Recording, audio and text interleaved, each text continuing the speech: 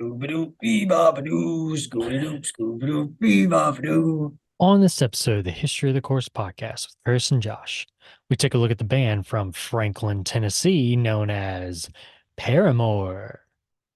Make sure to follow us on Twitter at IsSurvivedByPro for news and latest episode postings. Make sure to subscribe to the show, leave us a 5-star review, and write us a comment on YouTube or whatever podcast service you're using. Make sure to check us out on TikTok and give us a follow at IsSurvivedByProductions. And if you'd like to see us do some live streams, leave us a comment or tweet us the keyword stream. Now, without further ado, let's start the show. The devil is in Atlanta, army surrounded.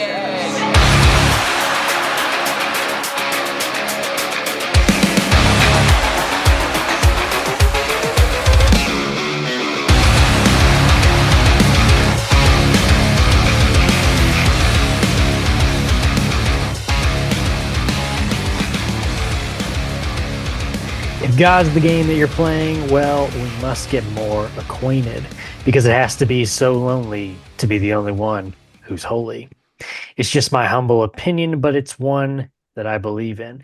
You don't deserve a point of view if the only thing you see is you. You don't have to believe me, but the way I see it, next time you point a finger, I might have to bend it back or break it off. Next time you point a finger, I'm going to point you to the mirror.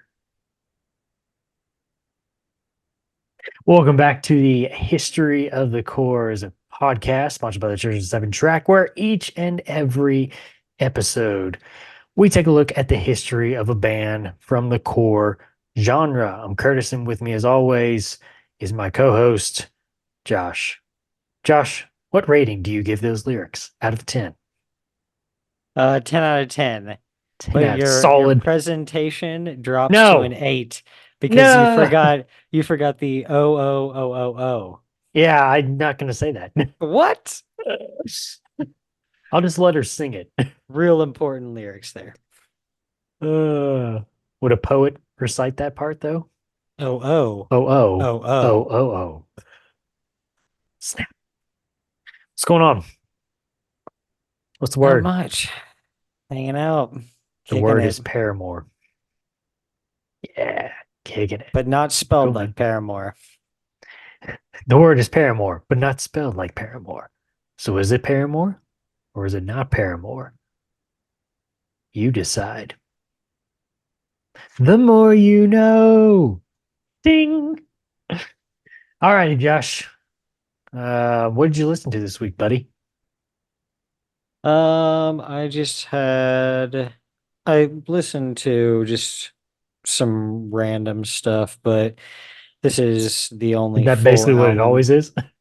Well, yeah, but I mean, normally it's like, oh, a few albums or whatever, but it was Oh, just you're some saying like random, yeah, just a lot of songs. random Okay. songs. Yeah. He shuffled this week. He listened to playlist. Not playlists, but it's it's usually like whatever comes up after an album ends. Yeah. And then Starts turning on to shuffle. yeah, I ended up just listening to it for a couple of hours after that. So, Nice. um, but the full album that I wanted to talk about somewhere around here. Yeah, we're all waiting in anticipation. No, Boom, no. boom, boom, The band is called In Keeping boom. Secrets of Silent Earth. Earth. Earth. No. Earth. Planet Earth. The album is Coheed and Cambria's Keeping Secrets of Silent Earth, Volume 3. Are you familiar with this one at all? No. Are you familiar with any of Coheed's albums? What's the no. No? Basically, no. Okay, you're probably just like aware of a few songs, maybe More than anything, yeah. like The Suffering or Welcome Yeah, Home, probably. right. Okay, those were both off of Good Apollo? Yes, Good Apollo, I'm Okay. Burning, Star 4. Good Apollo, I'm Burning, Star, Volume 4. Say it. Say Really? what you're thinking. Really? I don't know. All their album names are Volume ridiculous, 20. I dude. know. We've talked about this before. It's always funny to me. Yeah. They at least don't half-ass it, is like what I could say for them, because there's comic books that Claudio Sanchez put together for all of this. It'd be like if MCR decided they were going to come back and do only concept albums over the Umbrella Academy stuff. So Right. there's already like laid down, you know, backstory and Foundation. lore and Yeah. everything. Yeah. So they at least don't half-ass it, so they get that credit. Yeah. Um, Yeah, I'm not hating. I mean, I like Coheed, it is for all the very it's overcomplicated. just yeah, it's just when we start saying that, it's like, oh my gosh. Yeah. No, the album names are all ridiculous. This one is But the it sucks you in. third. Yeah, this is the third full length. Um, Second Stage Turbine Blade. That one's before this one. That one's also really good. But yeah, this one just has a really good flow to it. There's a couple of songs on here. Well, no, I guess it's that. So there's probably only like one maybe on here that you almost feel like you just heard three songs because it does such a hard stop and complete change that, yeah, you almost feel like you're listening to three different songs, but it all goes with the way they're telling this story. So, I would recommend, yeah, if you've never listened to Coheed before, this is a good one to start with because Second Stage can be a little jarring. You know, we always talk about how a lot of times a band's first album is not the cleanest. Um, you know, they're younger, so they have more time in and the albums that follow. So it's just a lot rougher around the edges. But this one's definitely a good entry point for Coheed. Okay. But yeah, just long been one of my favorite albums. I've listened to this album probably, I don't know, I haven't listened to Coheed a whole lot lately. Feel like I've kind of put them on the back burner for a little while, but What's up with the first song? The Ring and the Return. yeah, the phone call, right? Well, it's like there's that, and then there's like I've hit a couple of different spots. Like I'll kind of like go through the song, just kind of hitting some points and playing it, especially at the very end. It's just like can't tell if somebody's farting really bad or something. What's going on back there. What? It's just it's just a lot going on. Of course, I have the volume kind of turned down too, so I don't hear, you know, very much. It's just kind of like towards the Like, what are you talking about? I think it's a bunch of horns just kind of like dying down. It's, my first thought was my first thought was like, somebody fart? Farts. The sound Yeah, Coheed and what Cambria's new for album. what straight for 20 seconds? Like, no, this is all like sci-fi stuff. So those are Right, yeah, yeah. those are rocket, And like, I started to assume I was like, okay, that sounds more like a rocket or something. But it's like, yeah, it's a when you're rocket. skipping around and you're hearing one thing, and the next thing is just, it's like, what the heck is happening? Yeah.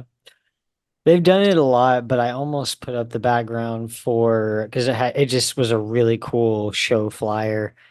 But they were playing this album in its entirety. Oh, nice. And yeah, anytime, especially with Coheed, that would be the way to see it. You want to see them play all of Silent Earth or all of Good Apollo. Right. But yeah, I would definitely recommend this one, dude.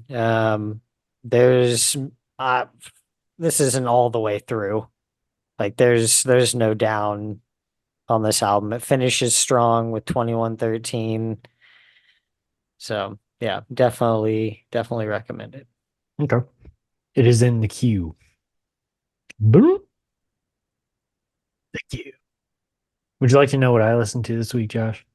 It was just silence, right? The Sound of Silence, but not Simon and Garfunkel's Sound of Silence. I Oh literally sat in a God. room. Just I thought you were gonna say that you listened to who was it, Disturbed or no, Shinedown that covered it? God, an Like, abomination. oof. Disturbed, abomination, dude. I And hate here's the here's original song, dude. here's my other thing.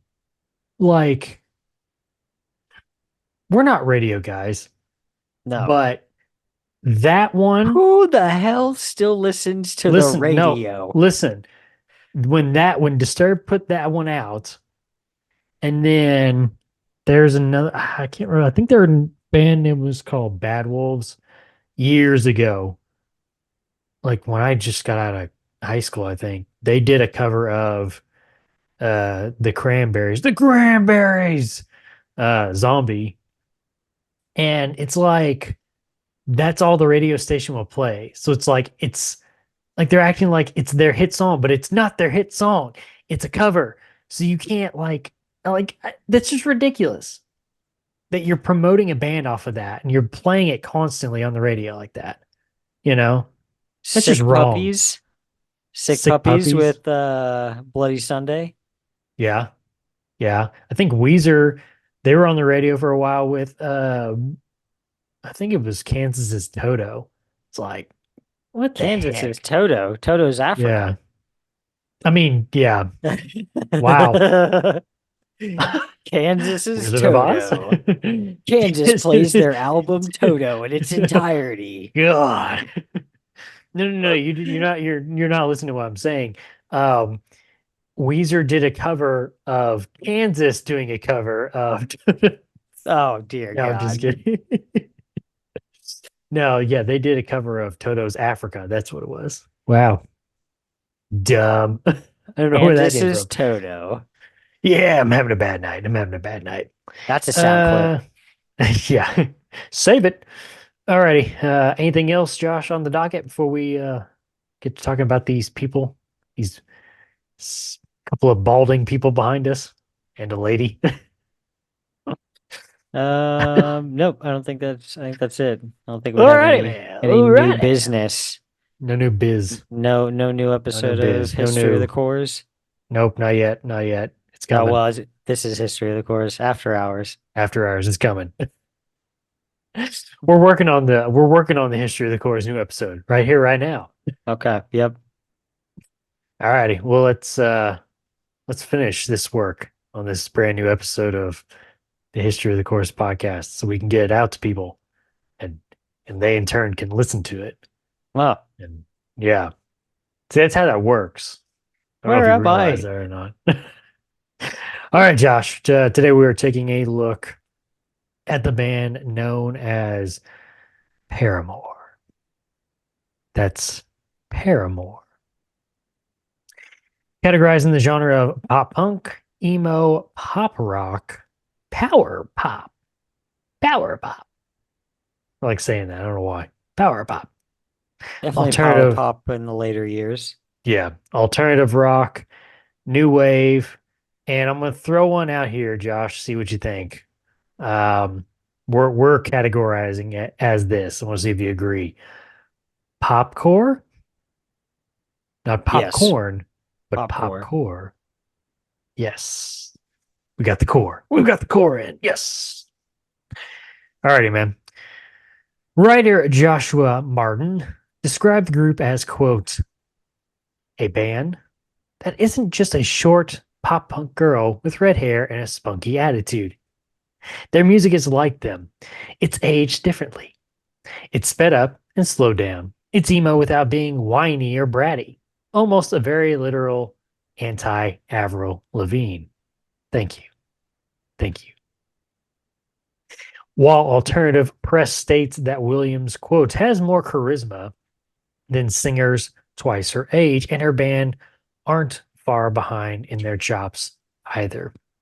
The band has cited influence from such bands and artists as Weezer, Hum, Failure, Dar, No Doubt, Deftones, The Smiths, Blink 182, Death Cab for Cutie, Jimmy Eat World, Sunny Day Real Estate, Newfound Glory, Me Without You, Ramones, Jawbreaker, Josh Coggin, Blondie, etc., etc., etc. Yeah. Josh, do you remember the first time that you were introduced to Paramore? Uh, not right off the top. It would have been probably, I mean, it was definitely something off of All We Know Is Falling. It would have Okay. just been like one song. Yeah, I wouldn't even have had the whole album or anything. Okay. Probably maybe Pressure or Emergency. I remember Pressure being a big one.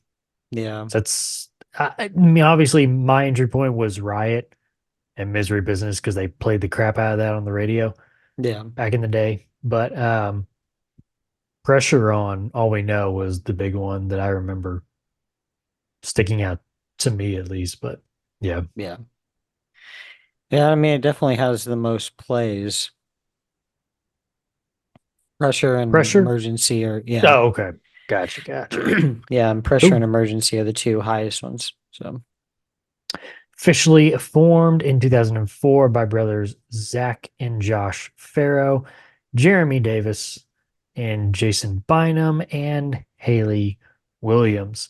But before that, Williams, who had moved from Mississippi to Tennessee at age 13, began taking vocal lessons and would soon be discovered by people connected to Atlantic Records, who would sign her to a music deal in hopes of making her the next big pop star. But Williams had other plans, as Steve Robertson from Atlantic said, quote, she wanted to make sure that we didn't look at her as some straight to top 40 pop princess. She wanted to make sure that she and her band got the chance to show what they can do as a rock band writing their own songs. Ultimately, Atlantic Records, surprisingly, would comply. When have you ever seen a big major record label like that comply, Josh? I I don't understand like why this happened though. Like I understand why from the label's perspective it happens, but for them, like why didn't they just continue shopping? Like if we're gonna get this split deal where she's signed, we're signed to a weird subdivision of this label, like that puts this whole thing in a really weird spot. Because you're young and dumb, Josh. Yeah. I mean, I know you want to Because I mean, just but think go about it with too. It's like whoever's going to they're sign you, but right, but think about it. They're in.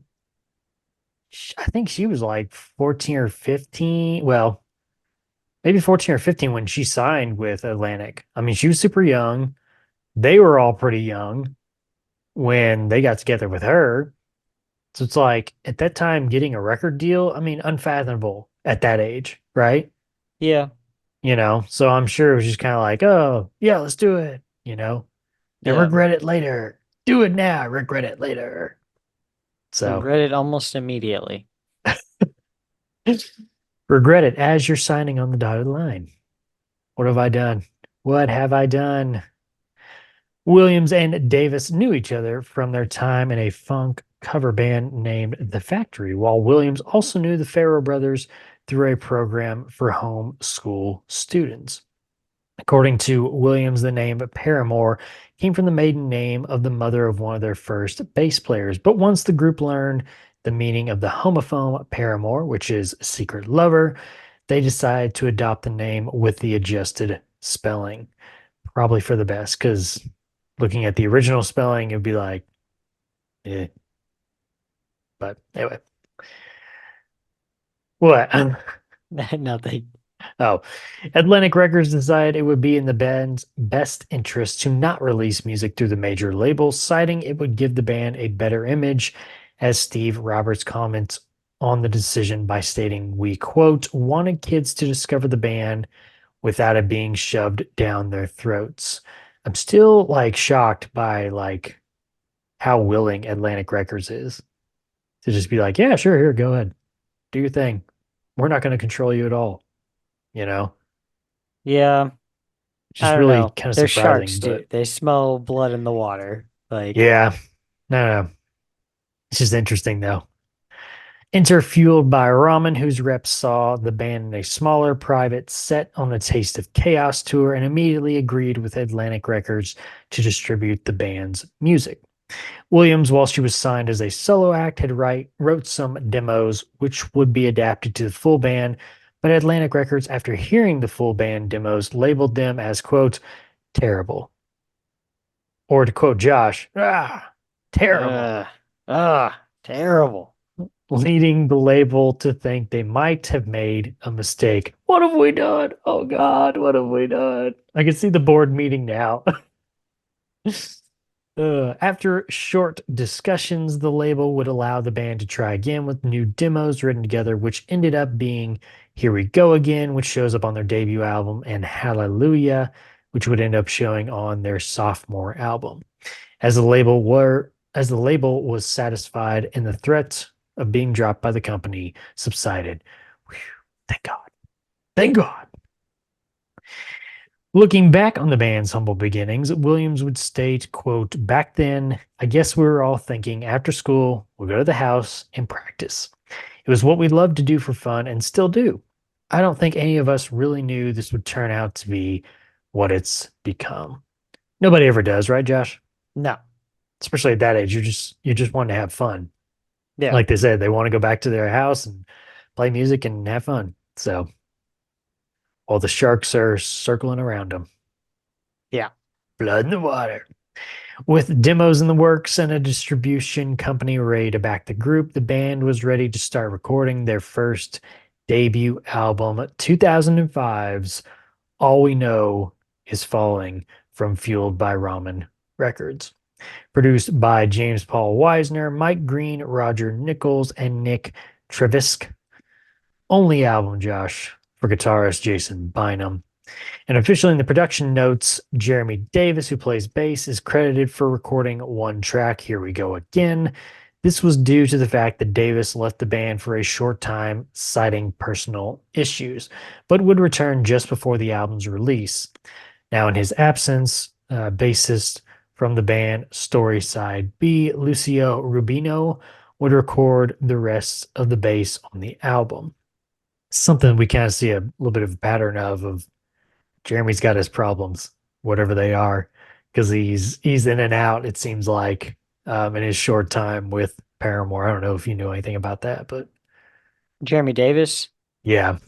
No, I don't know what his deal is. I mean, I think he wasn't it just like saying personal issues or Well, something this like one's that. yeah. So this one's personal issues, and then later on, they kick him out of the band, and then they are like they kind of discuss it, and they're like, "All right, well, come on back. You're all good." Well, yeah, but isn't that And then after the three of them basically do an agreement where they're the band financially, the three of them, and then they bring him back in after those contracts have been settled? who's the three of them though? Um, I don't remember if what's his face was in yet. It's her, the Because drummer, and yeah, maybe the new guitarist, because Taylor or whatever.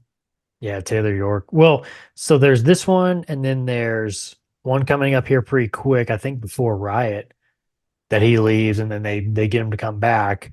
And then when he finally leaves for good, after the Barrow brothers leave, then he gets tied up in like lawsuits because he's suing the company for not getting, or the band for not getting basically royalties off of their self-titled. Okay. Yeah.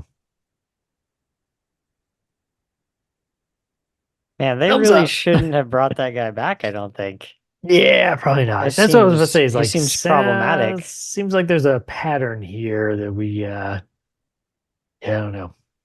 I don't know. Yeah. The band decided to base the album's theme, including the cover art, around Davis's departure, as Williams has stated, quote, the couch with no one there and the shadow walking away. It's all about Jeremy leaving us and us feeling like there's an empty space. See, that's the problem. I've got an empty space in my what does he say? I've got a hole in my or a He God says like hole, right? I've got a hole in me, and he's like he's like I call it my God hole because I think a lot of people in this world like to fill it with religion, but I don't believe in God. Yeah, there you go. That's what it was. My God Oh hole. boy.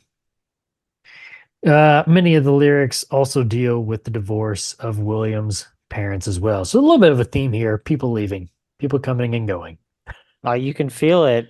You can feel it for sure. You can feel the pressure. I was just about to say that, man. I was just Yeah. about to say that. It's an emergency.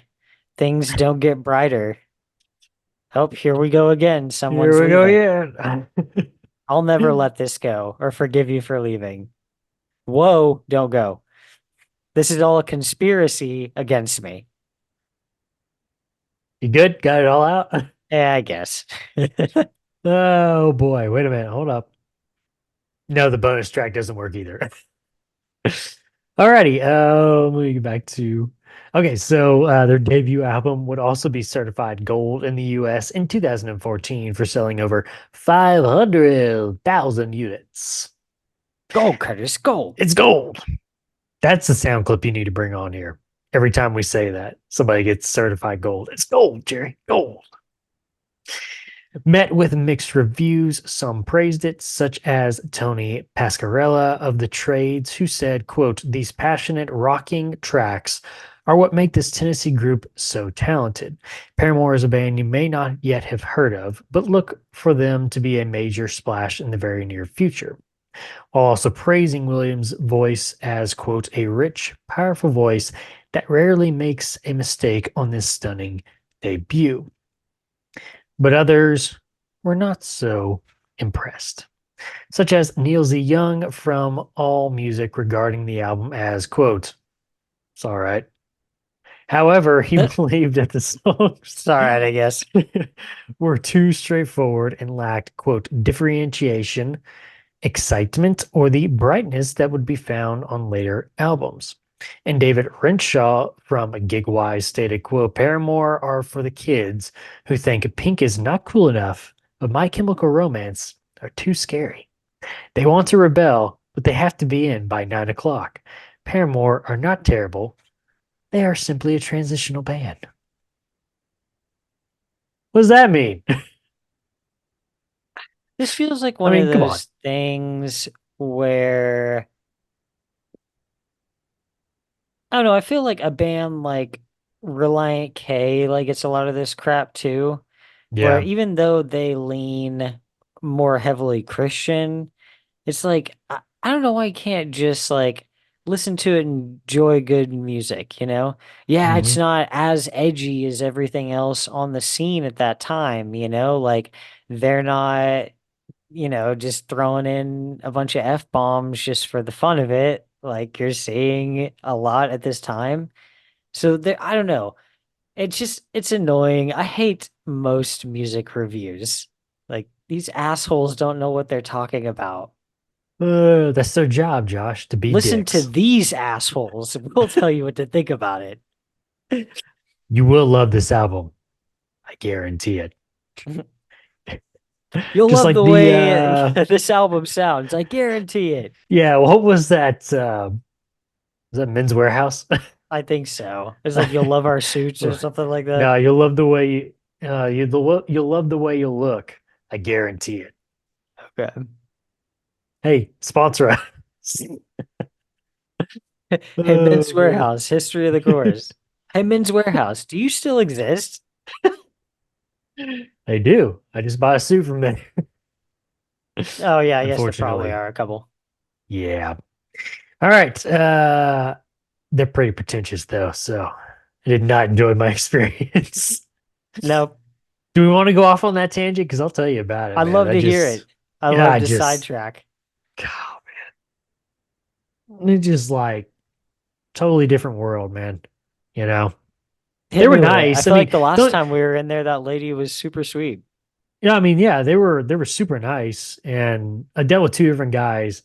One of them, it's pretentious as hell, and the other guy was, you could tell he was pretty I don't want snooty, to but I don't like want he to talk to a knew. guy in those places. Yeah, well, I don't want to talk to a there guy. was no women working there, so I it was want a all men. nice old lady to be taking care of my suit Well, needs. hello, dear. Yeah.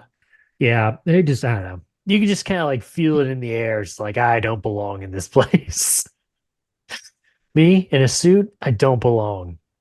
But I'll tell you what, Josh, at the History of the That's Course the podcast, you're going to like what you hear. We guarantee it. that's so messed up though because it's a men's warehouse. It's not some like fancy suit like like it's not some standalone like it's not you get what I'm saying. Like there's levels to this shit and a men's warehouse is essentially the Walmart compared to a Whole Foods.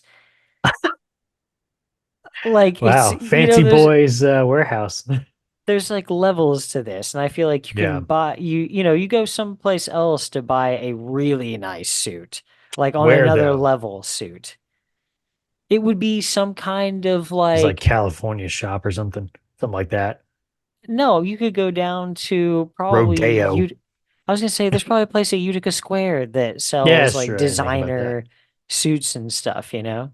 Yeah, it's true. No, you don't need to travel from the plains of Oklahoma here, dude, to the out to civilization Oh, I'm going to on be the West rolling down Coast. Rodeo. Good Lord, you could go 3 miles up the road and there's a place that I think you could find those. So, Yeah. No, you're but right. yeah, that's hilarious. So, yes, that was my experience. So, Hey, Men's Warehouse, at screw Men's you. Warehouse. But hey, if you want to sponsor us too, go for it. We'll take a I free don't care. suit. Take a free suit. We'll still take a free suit. Would you wear a suit on the podcast? I'll just wear Maybe the just say I'll just wear the jacket and then I'll just like boxers underneath where you won't see right, yeah, just the the blazer. classic uh company meeting over Skype look. Yeah. No, I'm much more comfortable in my Star Wars Millennium Falcon shirt. I'm much more comfortable in my, where's the logo? I ran out of shirt. There's no logo. Is it on the back? Did you put it on backwards? Nope. It's just a plain black shirt. Oh, Mm, old school. I'm a man of simple taste. I don't ask for much. A decent suit and to be a treated closet nicely at full Men's of black Warehouse. shirts. Ooh, white shirts actually. Alrighty, anyway, songs on this album include woo tangents. Songs on this album include All We Know, Pressure, Emergency, Rider, Here We Go Again, Never Let This Go, Whoa, Conspiracy, Franklin, My Heart, and a bonus track, Oh Star. All right, Josh, what'd you think of their debut album? I love this album. All right, moving on. Jason Bynum. All three of these first albums, I mean, I like all of their albums. Whole discography is good, but these first three albums are my favorite for sure. Best say, do you think this is the best block though? We talk about blocks in a band. Yeah, for sure. That's what I was There's, thinking too. I feel like there's a couple holes in the self-titled, not massive ones that I feel like ruin the album or anything, but there's, the There's some first skips. three, I don't think there's any. I don't think there's any Yeah. skips, you know? Yeah. But there's a couple on there that I usually pass over on the self-titled. Um, but the two after that are both really good also. So, but yeah, I really like this one. This, a lot of nostalgia. It always makes me think of a lot of the other bands kind of like this too, like Flyleaf. I was, really big into Flyleaf. There's another band called Tonight Alive. Who? That's Never heard of them before. You never heard of Tonight Alive? Yes, I have. I don't know, dude. A lot of people do not know about that band. They're definitely not a Yeah. household name like Paramore, No. but Yeah. Yeah. What about Avril Lavigne? No, I'm just kidding. Just kidding. Just kidding. Just kidding. Tell Yeah, me. skater boys, skaters. People riding skateboards who are guys. All right. Yeah, this is a good album. I'm with you. This is their best block that we're going to talk about. I'm kind of interested. So you do like the sound change that they get to on oh, what's the one I had it earlier? What's the one after self-titled? A- After lap? No. What's it Yeah. called? After laughter. After laughter, yeah. Yeah, Do you like that sound change? I do. Okay. Okay. Interesting. Very Yeah. interesting. It's different. It's very different from what I liked about Paramore originally. Right. Right. But it's like something that works. It's like one of the rare examples. We always talk about when a band deviates and how it does not work. You're like, "Oh, do But that." right, and it's rare that we get like a success story for that. Right. Yeah. Dude, you are frozen. I can hear you, but your face What? has not changed once. What? Your mouth is not opening. What in You the look like world? you look like you're just in the lineup. That's funny. Pause for station Oh, identification. We're back. we're I went back. frozen. Yeah, I don't know what's technology, man. Technical That's funny. difficulties. That's fun too, because like, so how long was I like paused like that? I don't know, 20 seconds, 30 Oh, seconds. okay. I was supposed to say, what the heck, man? Because like I can't see me because I've got my notes up where I it's covering me, so I only see you. Well, I kept And waiting for it so, to like catch up, and it never right. did. So I was like, That's funny because like I'm sitting there and you sit there and I'm thinking, well, how long have I been frozen, you idiot? not that long. Oh boy. Okay, anyway. I don't remember what I was saying. What do you think about the screams at the end of My Heart? Does it come out of nowhere? And that's how I felt. I was like, Yeah, but I do like it, and it works at the end of the album. Um, who is that? One of them, or is that a guest? I mean, it'd be one of them. I don't know who. I don't know if it was Okay. Zach, maybe. Before we talk about In Between and Riot, how many features can you think of that she's on? Because off the top, I can only think of like two. I think she's in more than we can think of off the top of our head. I have two here listed. Or no, three. I can think of three right now. Okay, what are the three that you know of? Newfound Glory and Vicious Love. Okay. Um, Set Your Goals, The Few That Remain, That's I don't know how I forgot that one. Yeah. and then The Chariot. And is Mm. it back to back? No, that's the very first song. Yeah, she's the one No. screaming at the very end there, bloody murder. Then came to kill. Okay. Yeah. What Yeah, what did you have? the other one I had, well, I had the Chariot, and then I had this other one that was by a band called October Fall, which I've never even heard of them. Keep Dreaming Upside Down. It was a Okay. song title. But Yeah, I don't know that one. yeah, I don't know, I can't remember. I can't believe I forgot her doing the guest vocal on Set Your Goals. 'Cause that was a Yeah, good I song. mean, it's most of the like it's towards the end of the song, and then she only Still a guest comes vocal in to spot. do like that one part. Well, I guess she does I so it's think she kind of finishes the cool. song with them though. Yeah, because it's kind of cool. She comes in and does that one line, and then when it goes back to like all of them singing, like for the rest of the song, you can hear her in there also, like harmonizing with them through the rest of it. So Yeah, I was thinking about that today. I think the one that popped in my head was um and now I can't think of his name. Cody Bonnet from As Cities Burns on Oh Sleeper's Son of the Morning album. I can't remember. It's like the third song, but I can't remember what that one's called. But it's like he starts the song and I mean, it's probably about like 3 lines that he does, and then that's it.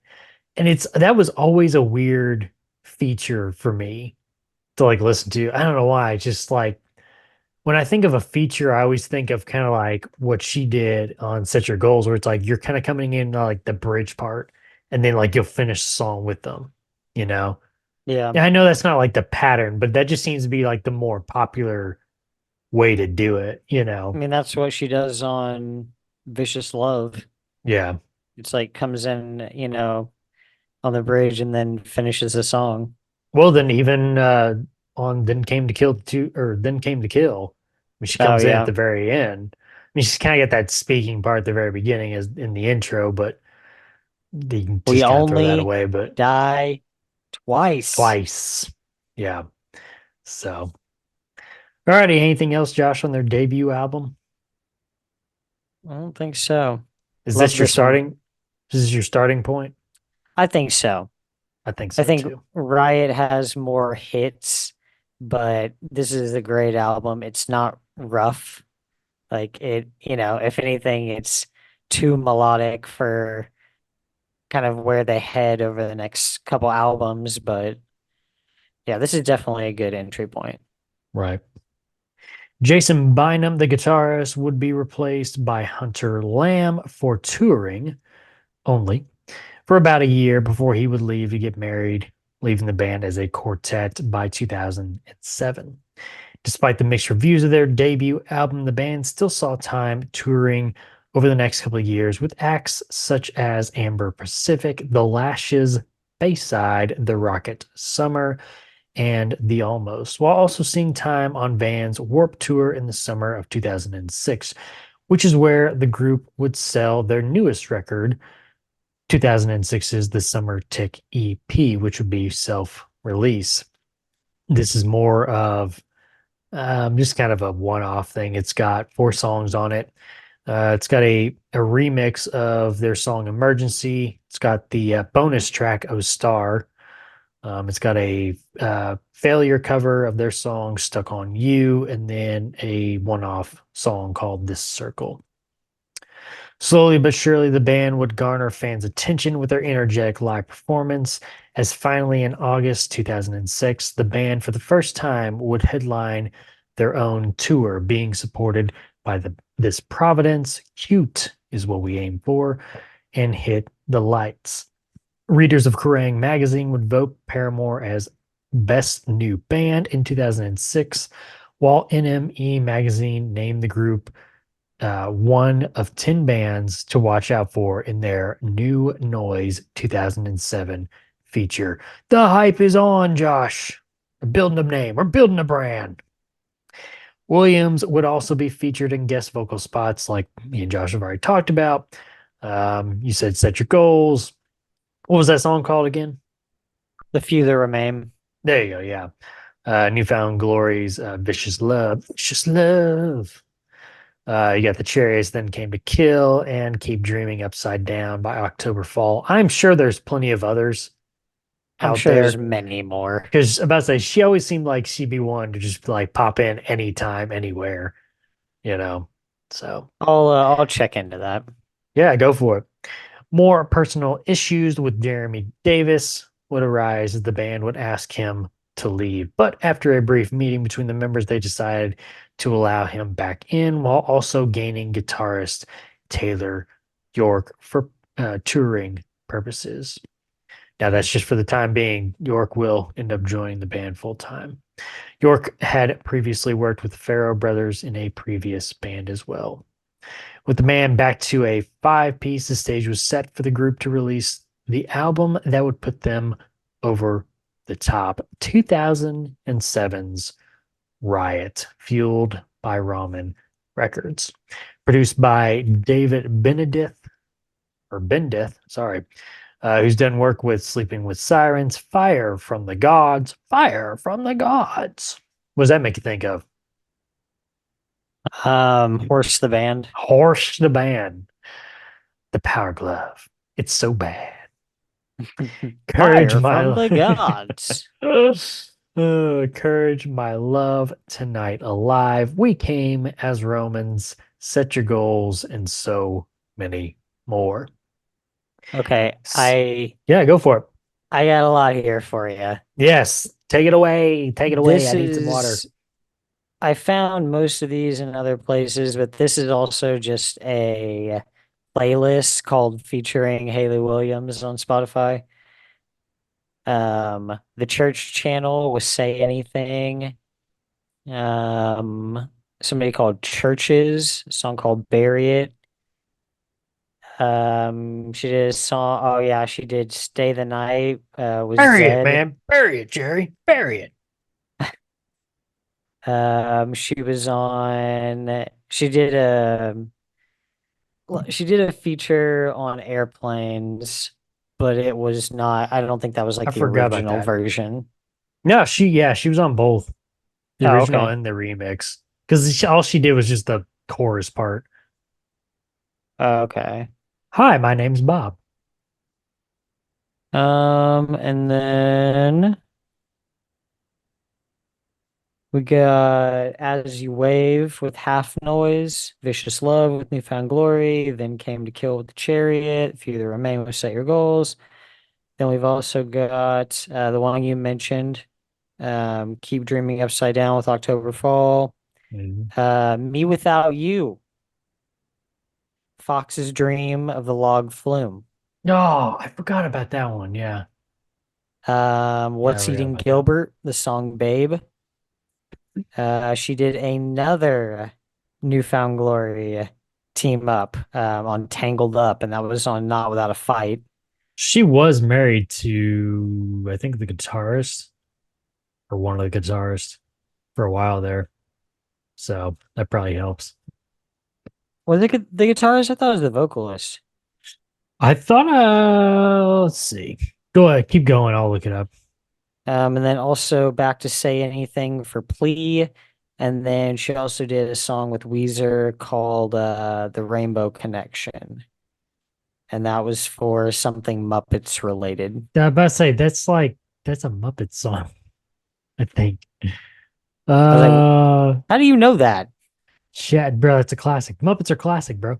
Yeah, but I feel like most of my Muppet knowledge comes from Muppet Muppet Treasure Island Island. and A Muppet Christmas Carol Oh man, with those are Michael classics. Caine. Those are all classics. Chad Gilbert.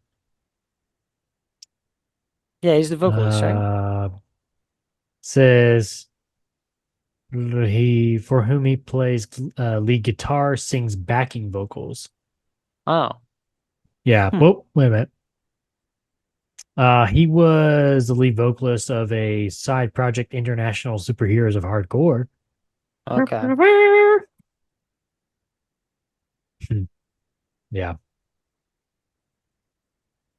The more you know.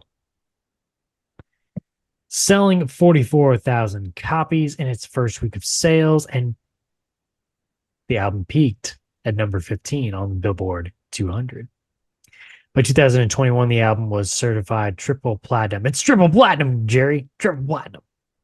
Selling over 3 million copies in the US alone.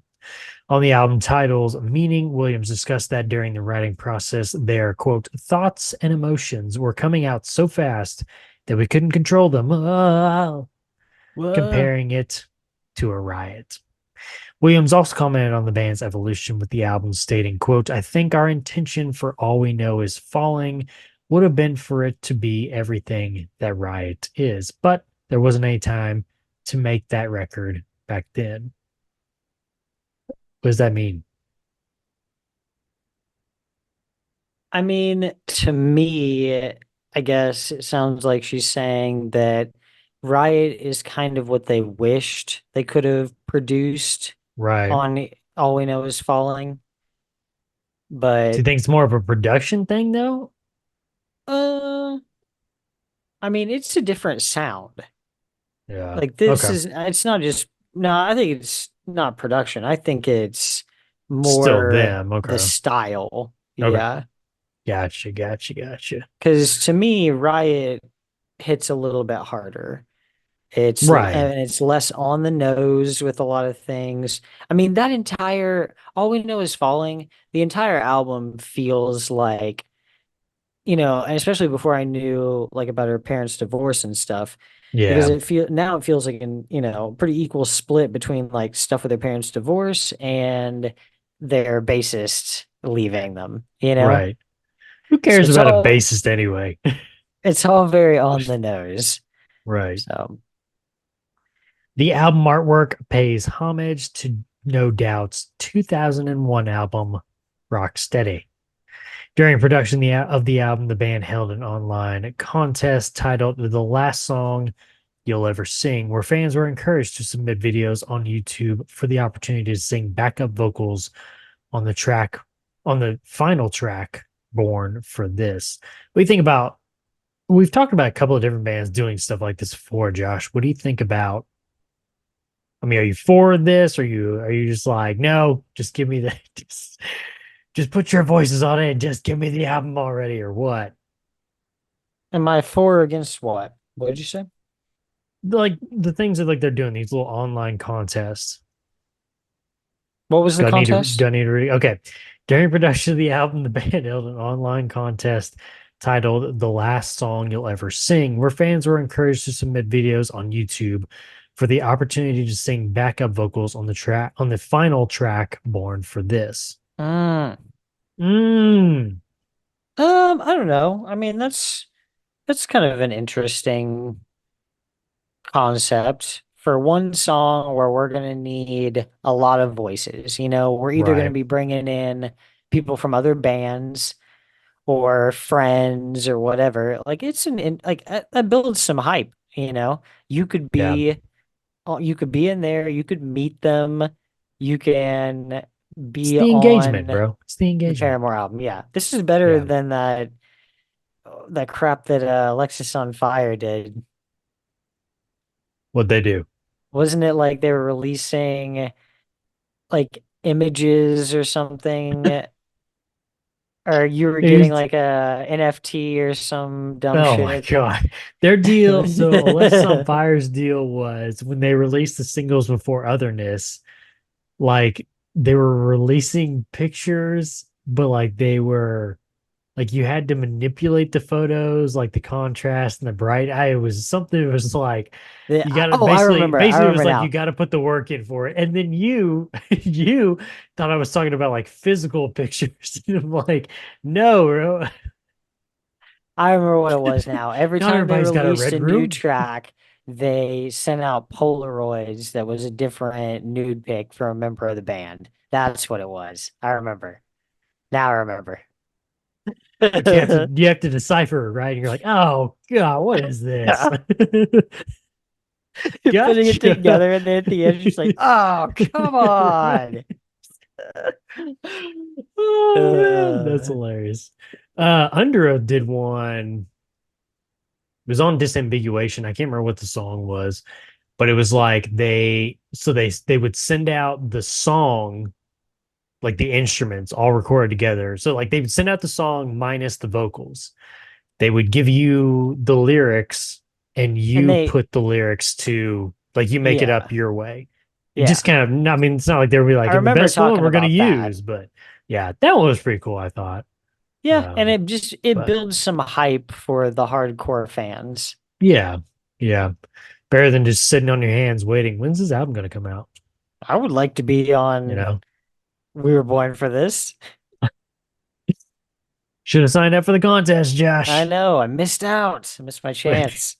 Should go put your entry in now. See if they'll throw it back in there on the remix. I could record it here and you guys can just like Yeah, go ahead, stitch do it it real in. quick. I'll just Yeah. edit it out and I'll put it up on its own deal. So go ahead. We'll take some time for you here right now. What? Go ahead, do it. No, I said I will just send one to Paramore. No, that's cool. We're gonna do it right now. I'm just gonna do it in the That's middle of this not episode. Now I'm happening. gonna edit it. And No, boy, Josh was not born for this. no. Jason, well, Jason, I forget your last name, bro. Those letters should not be next to each other, bro. Jason of allmusic.com wrote in his review What? of the album, this guy's last name, Spell it. Lyman Grover, Lyman Grover, Lyman Lyman Grover, I guess. Grover. Yeah. Lyman Grover of allmusic.com wrote in his review of the album, quote, "Move over, Avril. There's a new gun in town." And even though Paramore's lead singer, Hayley Williams, is a few years younger than her predecessor, she has a way bigger set of vocal pipes. Levine and Williams share a similar register, but Williams belts it out the way with way more control and authority. She may even be more of a respectable pop idol since her image isn't manufactured to be rebellious and angst ridden. Instead, Williams appears to be genuinely sweet girl, bottling up a huge voice and a heart full of lost loves. On 2008's Riot, she fills the majority of her punk pop tales with emo angst and declarations of boy woes. Contrived as this may sound, her lyrics feel authentic and representative of actual teenage puppy love, where a breakup feels like the end of the world.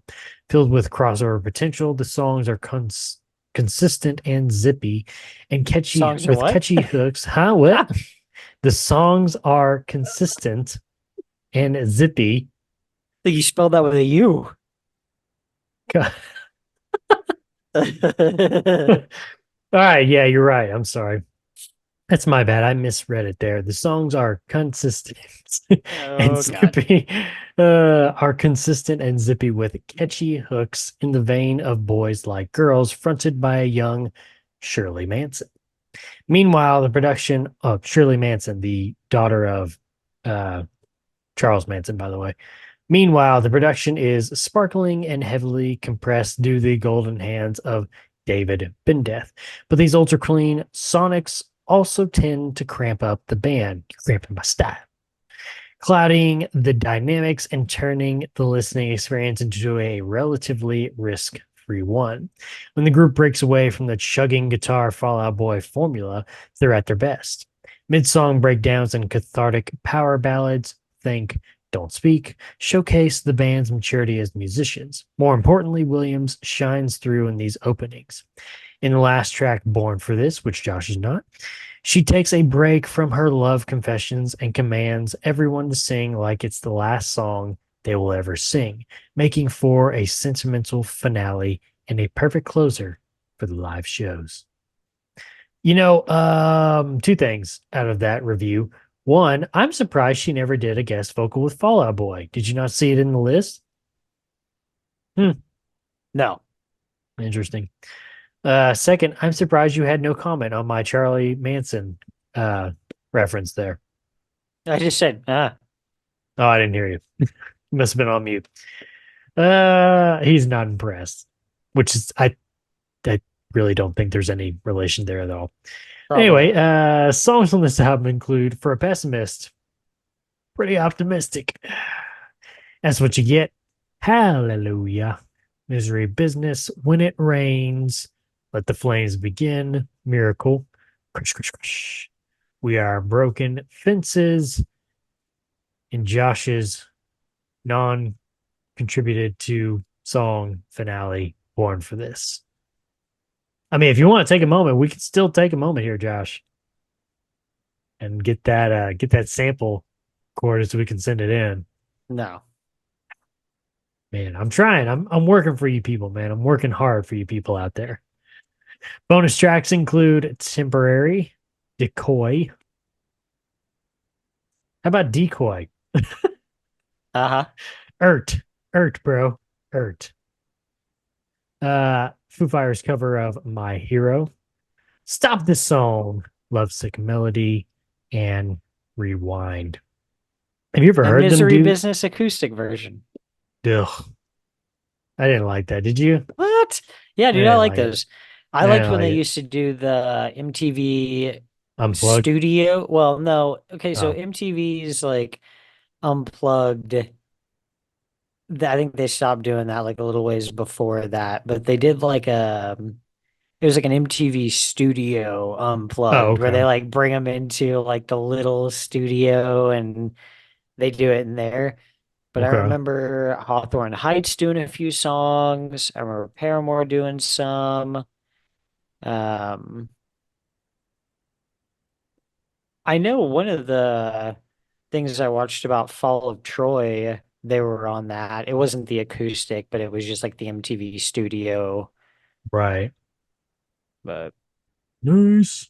yeah, I like the acoustic covers of these. After I listened to well, after I heard that one, and then also Misguided Ghosts on the next one, I was like, man, I need to, switch gears here and listen to a few acoustic covers or so. Josh letting his folk side out. Yeah. Yep. Uh, what'd you think of or have you ever listened to their cover of My Hero? It's okay. I'm Josh, not not a big cover fan. I forgot huge. about that. Yeah, not a big cover Stupid, stupid, guy. stupid. Yeah. Well, what'd you think of the album overall, Josh?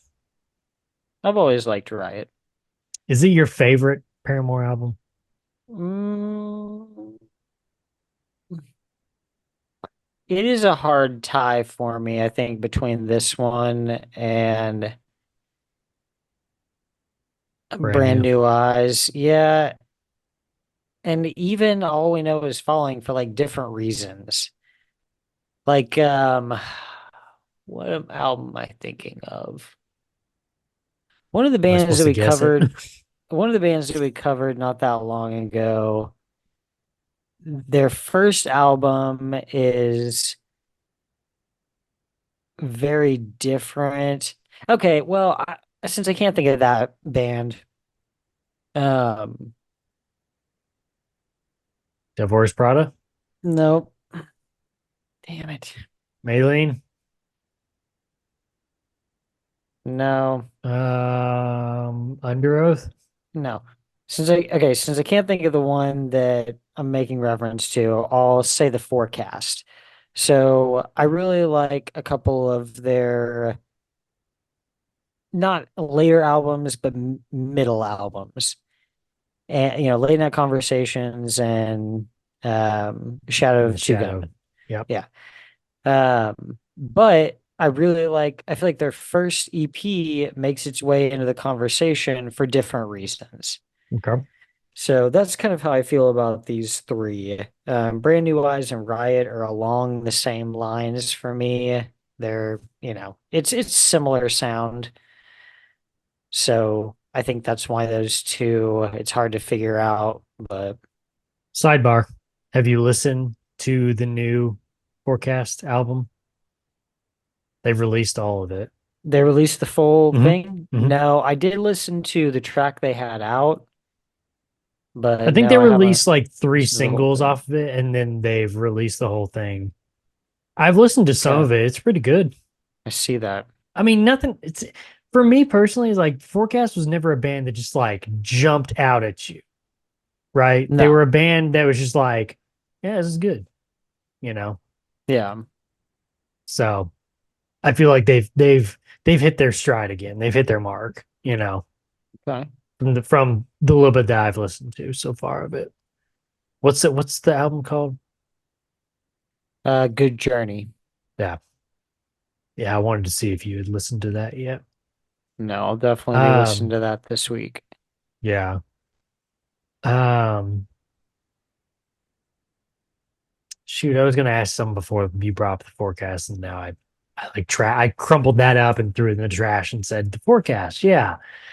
Oh, I was gonna ask you. I know we've talked about it before about you seeing them live not so long ago. Yeah. Percentage wise of their discography, Mm-hmm. How much of those songs that they played in that set came from these first three albums? Mm, maybe like 25. Okay. So they're Because definitely playing more of the newer stuff. yeah, they were playing mainly I would say it was a majority stuff off of um their most recent one. This is why. Yeah. Okay.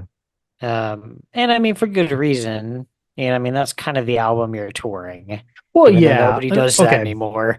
Well, but That's the that's album what I you're was. touring. That was gonna be my next question too, because that was that a tour in support of that album, right? Because it just came out, Yes, right? but like I was saying, nobody does that anymore. I Nobody's like, understand that too. That was my next thing too. Is like when you get to, I feel like when you get to a certain point too, like them, that's they've been around for since 2004, or so, and you have as much discography as they do, you don't really tour in support of that album. Whereas like we're gonna play 90 to 95% of our songs are gonna be from that album with a couple of, oldies but goodies, cycled in. I feel like at this point you're kind of like, yeah, we'll play about like three or four songs off of that album, and then like the rest of it is, 75% of it is from the rest of our discography.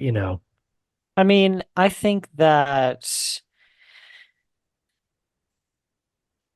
true for some of them, but it's definitely different for everybody because along the same levels of success is Panic at the Disco.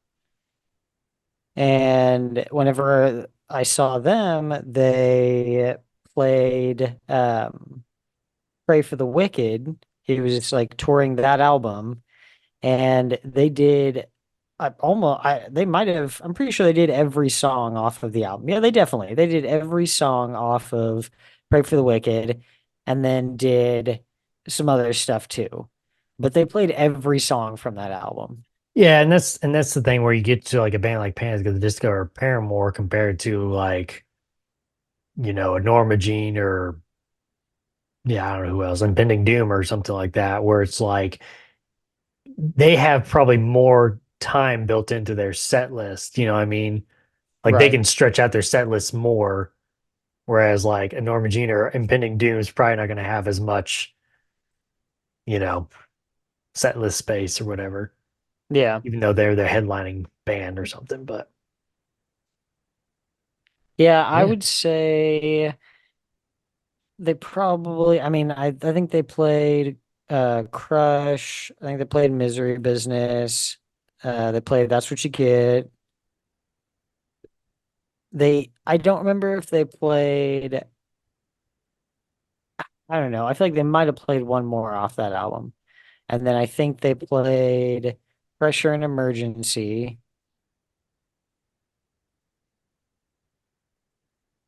Uh, uh, I'm probably missing one or two, but and then they didn't play very much off of Brand New Eyes. I want to say maybe like one or two songs.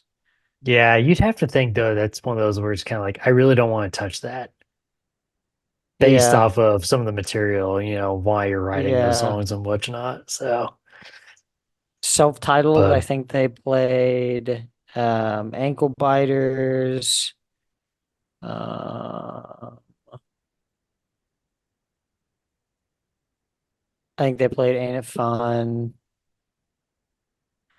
But then, yeah, dude, a lot of the other stuff was off of like I think they played Hard Times and maybe Rose Colored Boy. yeah, But it felt like a lot of the stuff was off This Is Why. But dude, this was like it was like a 3 hour set or something like that. So there's only 10 tracks on This Is Why. Like that's a short album. With most tracks averaging around 3 minutes or so. yeah, So let's say they're all 4 minutes long. That's only a 40-minute album. right. Like yeah, that didn't even eat up a third of the concert. So Oh yeah, they man, played they played a lot, dude. But they got a lot to work nice. with. Yeah. All right, you got anything else for a 2007's No, I would say that if if you're listening to All We Know Is Falling and it's just not edgy enough for you, then maybe you go ahead and graduate to Riot. Yeah. But there's a lot of good ones on here. I mean, this isn't all the way through for me, but my favorite song is on the album. That's What You Get. That was the first song I ever like started trying to figure out drums for. Right. So, It's a technical um, song, man. mhm. That's What You Get. Fences, Born for This. Um, yeah, I mean they're all good. You're just gonna name every I'm just song. gonna name them all, so let's move on. Success from their sophomore album brought the band back on the Van's Warped Tour, while journaling their daily experience for the You're Here blog series for MTV, allowing for more fan engagement. We need more. Pump it into my veins. The band would see the spotlight shine on them even more, performing at the 2007 MTV New Year's Eve party, while also performing an acoustic set on Boston's FNX radio. Turned to like a Australian accent. That was great. And also being featured on the front cover of the February 2008 issue of Alternative Press magazine. Yes. Oh, Huh? you look like you're about to say something. My bad. No. The band would also get their first recognition by the Grammys by being nominated for the Best New Artist category at the 50th Grammy Awards show. Have Hitting the they roads, have they won any? I think they have in recent years. Okay. Yeah, I believe they have.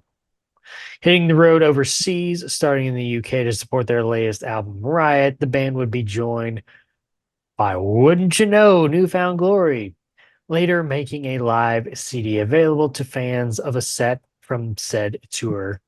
We've got a toxic love. Oh boy. Entitled Live in the UK 2008. But in the middle of touring Europe, the group would have to cancel several shows to deal with more internal issues as rumors swirled of a Yeah. possible breakup. Yeah. Yeah. Quickly dispersing any notion of a breakup, the band would head back on tour back in the States with Jimmy Eat World before having the honor of James. headlining. James. James James Eaton. partaketh of the world. Yes.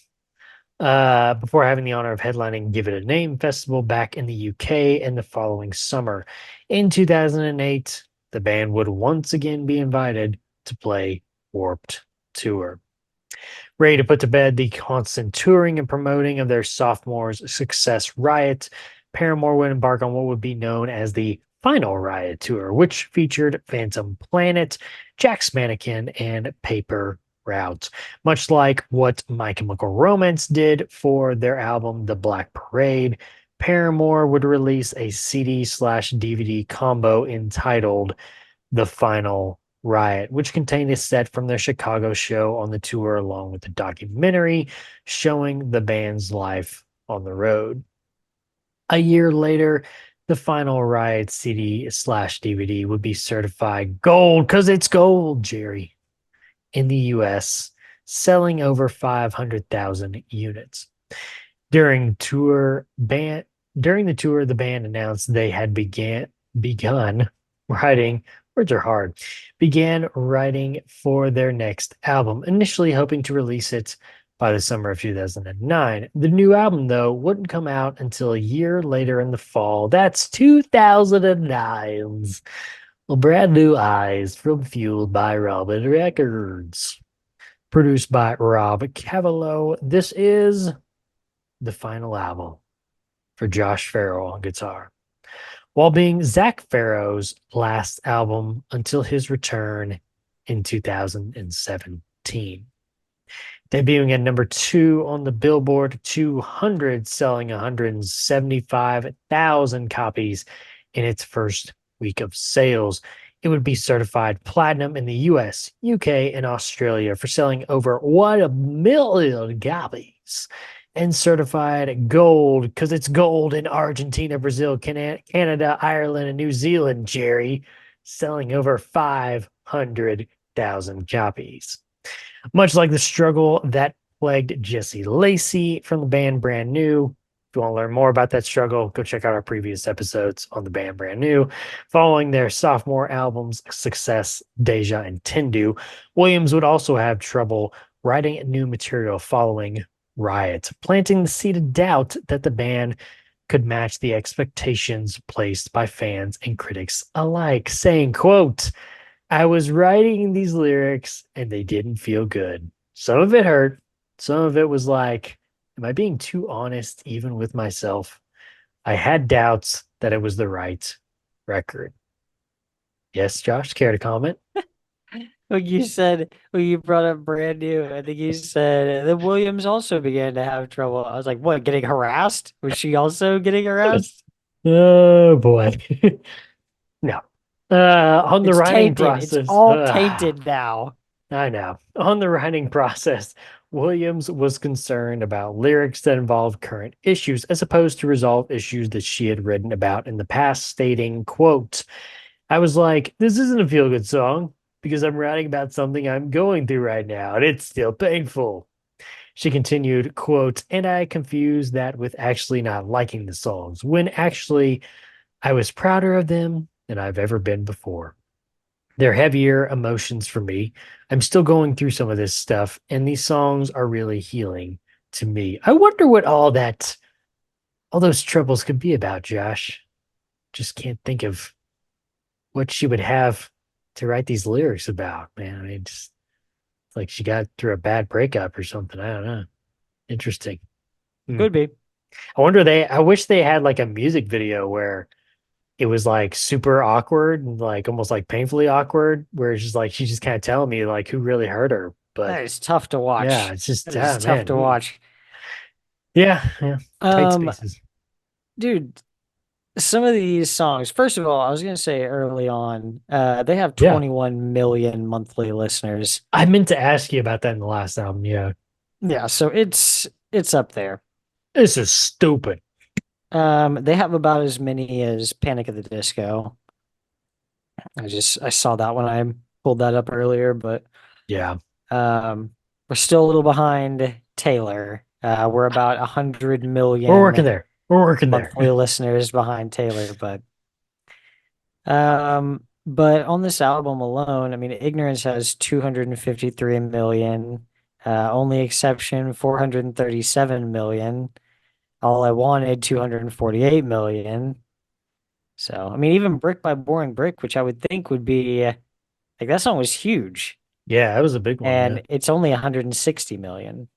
Yeah. So, People like the uncomfortable sound of Ignorance in the music video as well. So yeah. like people like drama, So the band would treat the whole writing process as a therapeutic experience, which helped them hash out old differences. The album, titled Brand New Eyes, came from the illusion of seeing things from a whole new perspective, as Williams explained, quote, just trying to let go of whatever we might have struggled with in the past and just seeing each other in a new way. Michael Wood of Spin.com wrote in his review of the album, quote, in Turn It Off, Williams protests that it's getting harder to believe in anything and rails against shortcuts and false solutions, while Opener Careful urges fellow inhabitants of the disinformation age to open up your eyes like I opened up mine. In Playing God, she takes aim at a bully pulpit blowhards. Next time you point the finger, I'll point you to the mirror, she sneers. And Brick by Boring Brick, the album's philosophical centerpiece, lays out the singer's worldview with the same degree of clarity she employed in Riot's For a Pessimist, I'm Pretty Optimistic. If it's not real, you can't hold it in your hands. You can't feel it with your heart. And I won't believe it. Sounds like a drag. It's not. A zealous onstage headbanger, Williams howls like she spent her 20 years on Earth internalizing old Judas Priest records. And if Brand New Eyes, killer power ballad closer All I Wanted brings to mind the title of Kelly Clarkson's latest album, well, Williams might be the only vocalist in rock capable of producing the comparison. Her fresh faced bandmates don't leave her hanging either, attacking their spring loaded pop punk with the unbridled enthusiasm of DIY diehards. Paramore recorded Brand New Eyes in Los Angeles with big rock guru Rob Cavallo, who first worked with the band on their Twilight soundtrack hit Decode. But unlike breakthroughs by emo predecessors My Chemical Romance and Fall Out Boy, the album doesn't reveal a huge leap in studio ambition. Playing God has some zippy new wave harmonies, and the only exception is a surprisingly soulful acoustic number a la Parachutes era Coldplay. Instead, the upgrade is one of focus and intensity. Last year, rumors swirled about the possible breakup of the group, and the two tracks here, Looking Up and Where the Lines Overlap, play like responses to that hubbub. God knows the world doesn't need another band, but what a waste it would have been. Williams wails in the former before adding, I can't believe we almost hung it up, in the latter over a typically speedy robo garage groove. She admits, no one is as lucky as us. Given Paramore's purity of purpose, though, luck isn't really part of the equation. Songs on this album include the intro track Careful, Ignorance, playing God Brick by Boring Brick, Turn It Off, the only exception, Feeling Sorry, Looking Up Where the Lines Overlap, Misguided Ghost, the finale track All I Wanted, and the bonus track from the Twilight soundtrack, Decode. Josh, what do you think about 2009's 2009, right? Yeah, 2009's Brand New Eyes. Before I say that, how many guys that have been in this band have been in love with her and just had to, like I can't help but feel like that's part of the reason for some of these lineup changes. I just like have this feeling that I like some of mean, these guys came in and like fell in love with her, realized it wasn't gonna happen. have you seen her? I mean, I know it I would happen to me, mean, but I mean, I I just mean, it makes me wonder. yeah, yeah. Because isn't is she dating a guy in the band now? Yes. Taylor? Yes. Yeah. Nobody's innocent. Nobody's Nobody's innocent. safe. Yeah. Nobody's innocent. Nobody's safe. Yeah, I don't know, man. It's yeah. Stuff. Yeah, I don't know. I've always felt like she's always kind of put the other Pharaoh, the one who plays drums, kind of in Zach. the friend zone. Yeah. Well, it's kind of awkward when you've already dated his brother, so Right. you know. And then you Yeah. might start getting called names if you started dating him, so it'd be kind of weird. Yeah.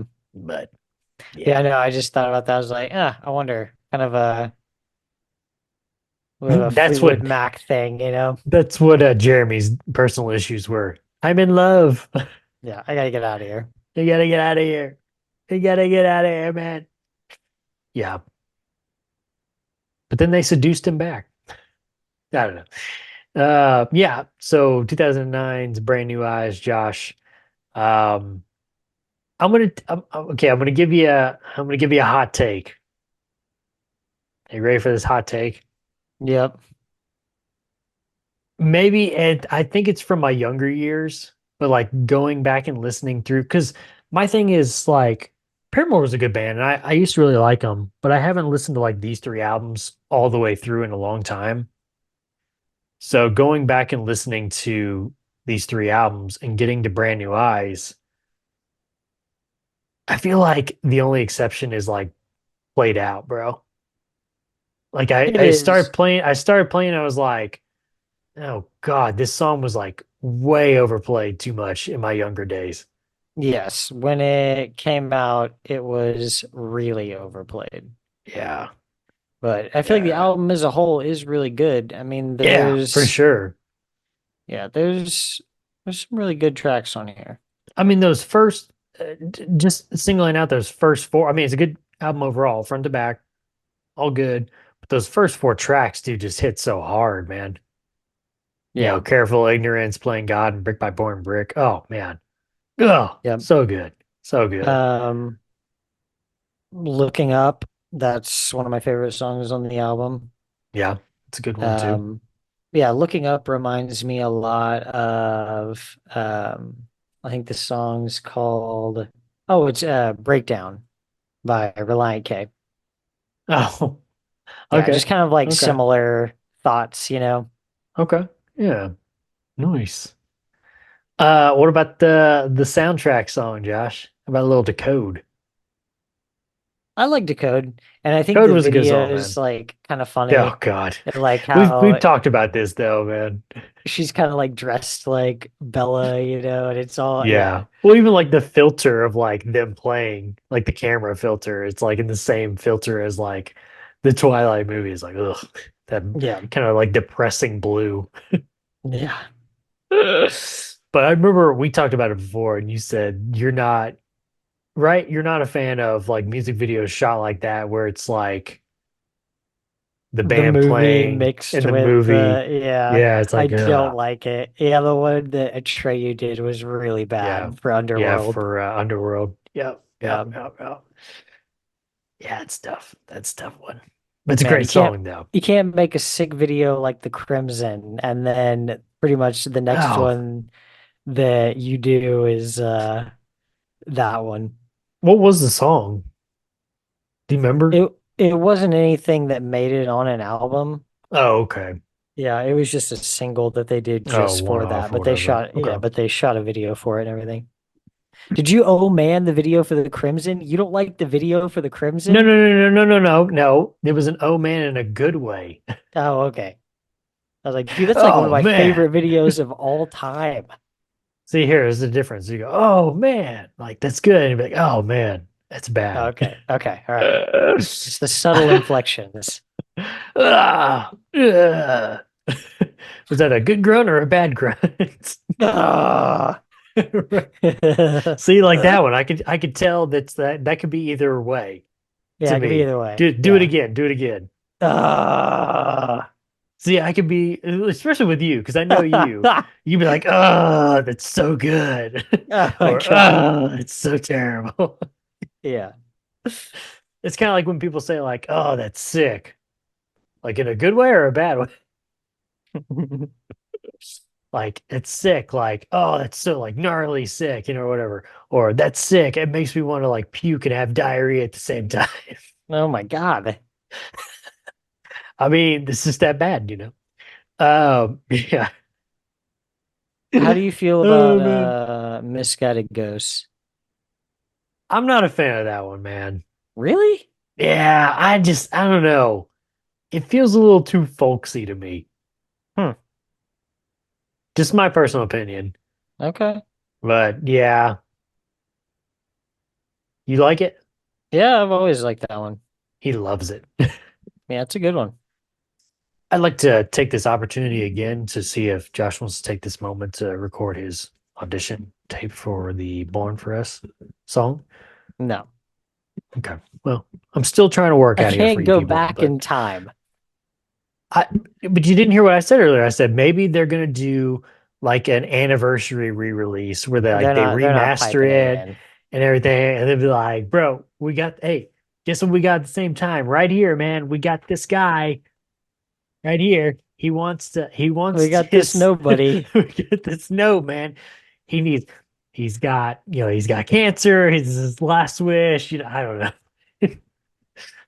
I could see you being like Rob McElhaney from It's Always Sunny when they do the Bon Jovi, Bovine Joni. Bovine Joni, Mr. That's what Bovine Joni. I'm here to talk. I want to speak to Mr. Bovine Joni.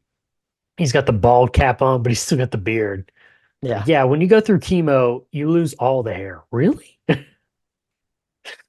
But then on top of that, then to wear that toupee, that's crazy. But anyway, what did I do? Yeah. Um, man, I mean, this is an end of an era, this album. With everything we're about to go through next with the Farrow brothers leaving and then self-titled comes out, and then of course, what you get with a little bit of a sound change on after laugh after laughter. That never sounds right to me. I always want to say like my brain always wants to say after laughing, after Well, after laughter. exactly. Yeah, after laughter. So I always kind of felt like this was definitely an end of an era for Paramore. But which I could almost like see them hanging up after this one too. What do you know? What? So what do you know? I nothing. Just my feeling, my opinions. Because that's what we do here on the History of the Course podcast, Josh. We give you the facts and then we give you our opinions on those facts, right? Yeah. Yeah. Throw that on a t-shirt. I gotta write that one down. Oh man. You got anything else, Josh, for 2009's Brand New Eye? I don't think so. For me, it's still a good one, and that is kind of the close of what I feel like is their. Would you say it's an end of an era? Yes, it's the end of Huh, their weird. pop punk era. Yeah. Yeah, for sure. Because it kind of starts to shift, and I think, a lot of that's going to be through member changes and stuff, but it does take on more of a poppy feel, kind of a pop and like funk kind of weird mix over these next funkadelic. few albums. So Get the funk out of my face. Get the funk out of my face.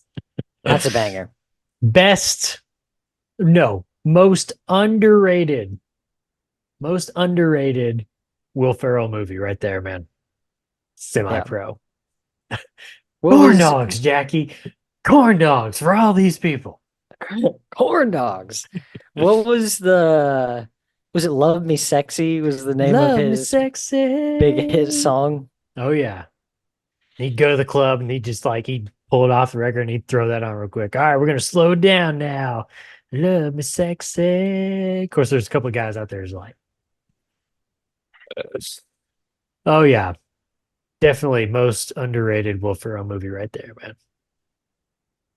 Praised by critics. Brand New Eyes, not semi-pro. Praised by critics for its songwriting and the band's increased maturity. Brand New Eyes would win Best Album at the Kerrang Awards in 2010. While their hit single, The Only Exception, received a Grammy nomination for Best Pop Performance by a Duo or Group with Vocals. Listen to that title again. The category of Best Pop Performance by a Duo or Group with Vocals. What the heck? Yeah, I don't know.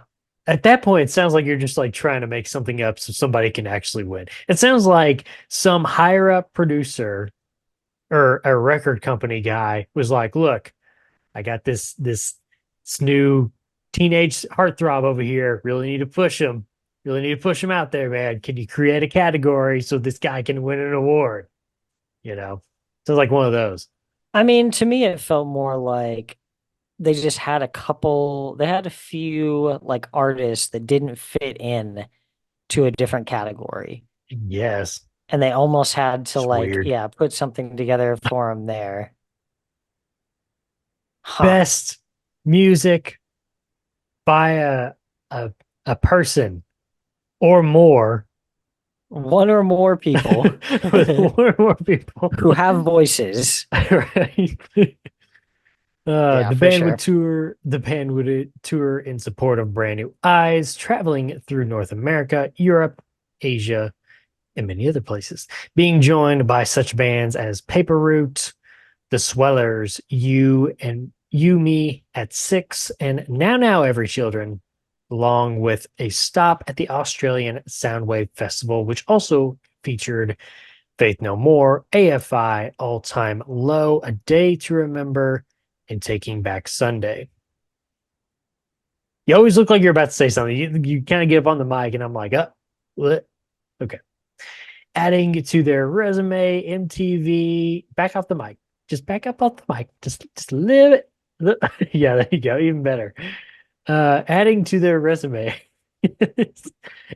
From now on, if you could just like put your finger up or raise your hand, that would be great. That would be terrific. That way I know when you're wanting to interject something. Right here, over here.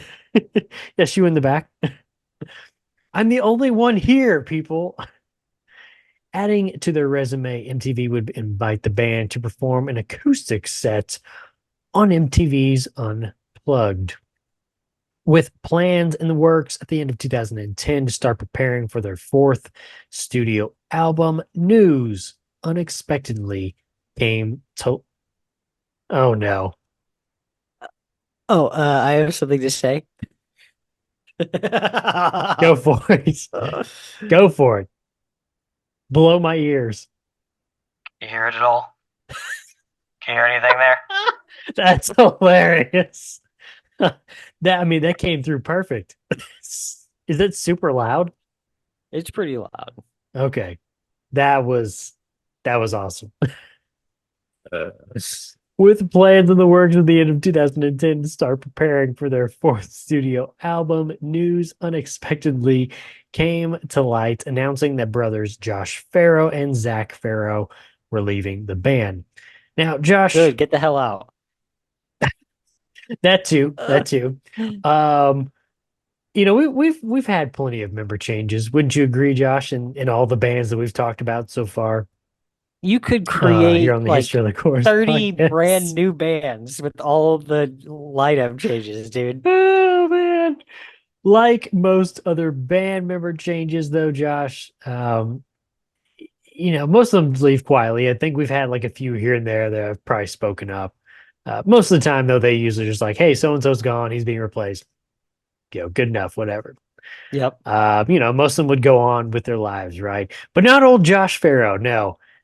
He wants to get his side of the story out there.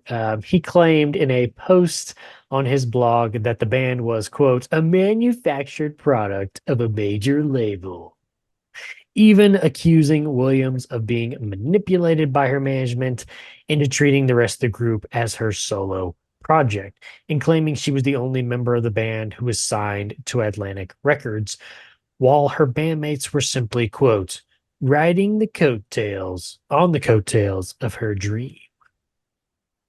I mean, my thing is like, are you bitter much? You butthurt? Right. How come you didn't say Sad- any of this sad boy? like while you were still in the band? Well, I mean, not even that. I mean, talking about the deal of like the solo project.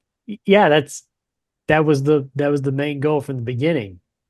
She was signed as a solo act. So, I mean, Well, I think that's the thing though, dude, is that was like not made a known thing. right. Yeah. Like that she was the only one who was signed. That was not made known until he said that. And then they Gotcha. countered in the interview that they did, where they did open up about that and tell the truth about it. Right. Yeah. Yeah, speaking of that interview, an interview with MTV News a couple of weeks after Farrow's comments were made public, the remaining band members, Williams, Davis, and York, would confirm many of Farrow's statements, notably that Williams was indeed the only member of the band actually signed to Atlantic Records, while adding that they felt the statement was irrelevant and claimed they had already addressed many of Farrow's critiques throughout the band's career, which makes me wonder if that was some of the internal issues that we talked about earlier Yeah. in the history on this episode. The current members, Josh, will leave it here on this episode, is Haley Williams on vocals, Taylor York on guitar, and Jeremy Davis on bass. Yeah, not a good way to end the episode there, huh? Not an ideal way. Well, it's all right. We're going to come back with a lot of success. So True. That's true. You'll see. You'll all see. You'll see, Josh Farro. We're going to go places. we're going to show Yeah. you, you balding fuck. Oh man. Alrighty, Josh, you have any final thoughts on the first half of Paramore's discography? Just get in there, start it from All We Know Is Falling. Yeah. That's it, boy. Get in there nice and deep. Just- Oh my god. Just get real deep in Paramore. And Dodgeball. That's another underrated movie. We've only had one customer all day. It's that guy that keeps telling what's his name to keep washing his car. we didn't even bring up the other member of Paramore, Steve the Pirate. Steve the Pirate. Yeah. You know, the guy who dresses like a pirate. Yarg. Alrighty. Let's get on out of here, Josh. Make sure to follow us on Twitter at is survived by pro for news and the latest episode postings, not just on this show, but our other shows as well. We have the History of the Chorus After Hours podcast, where I sit down with my good friend and avid listener of this very podcast, Eric, and we talk about the bands me and Josh have already talked about, but more of a chilled out style. As Josh likes to call it, it's the fun podcast. Also have Pod Jr. Pod Jr. We also have the Red Right Hand podcast, which has covered all 6 seasons with a few history lessons in between of the BBC/Netflix hit show, The Peaky Blinders. And we also have the Throne of the Dragon podcast, which has covered season 1 soon to be season 2, as we are closing the books on another month closer, Josh, to season 2 of House of the Dragon from HBO, to tide you over until that new season comes out. Make sure to check out our episodes on the George R.R. Martin book, Fire and Blood. Also, while you're on Twitter, are you frozen? No. No, you're not. Also, while you're on Twitter, make sure to follow my co-host at Joshua Lynn Gary. Look, he's staring down at it right now. He's looking at, nope, never mind. He's looking at me. Nope, now he's looking back. Nope, okay. Well, he was looking at his, nope, now he's looking up. Okay. Now he's looking at, okay. Anyway, make sure to leave us a 5-star review and write us a comment on whatever podcast service you're using. If you want to listen to us and see our smiling faces, head on over to our YouTube page. Just search Is Survived by Productions, and that'll have every episode from all of our shows. Subscribe to the channel and thumbs up the video. Can we get one more microphone or a megaphone from you, Josh? Send us out, Josh. Send us out with the megaphone. Oh boy.